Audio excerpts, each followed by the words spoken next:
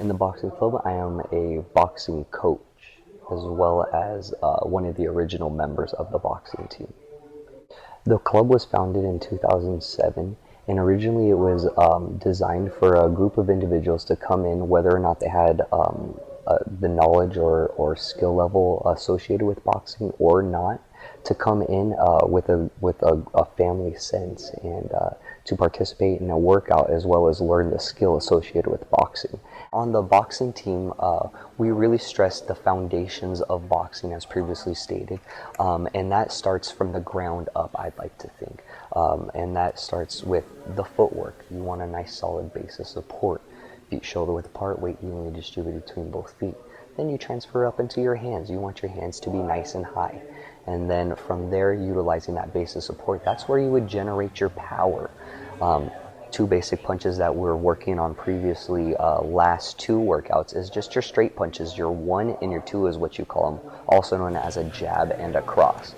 Coupled with a dip and a slip, you are essentially able to enter in a ring and spar someone and potentially could win depending on your knowledge of your body and the skill level of how to work the ring.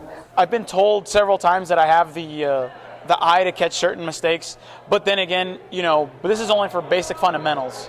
I'm really good at drilling fundamentals and conditioning the team. So just basic fundamental things for boxing. I mean, it's fun to do that, but also I try to give them very detailed instructions and also throw in the why we do certain things. Because some drills, like we did today, were kind of like, well, why would we do that? We wouldn't see that in a real fight. There are some reasons to that, and there are some reasons to not do that. One's just to kind of see the punch coming. A lot of these guys are beginners. Some of them are, I would say about 5 of them are, good enough to be ready for a fight, actually.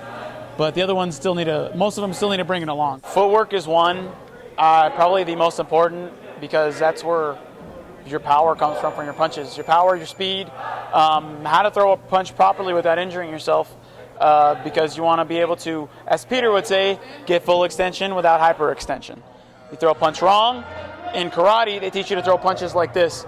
If you punch too hard enough, you can hyperextend your elbow, go a little far up that way. You don't like that. Want to turn the punch over, things like that, things of that nature.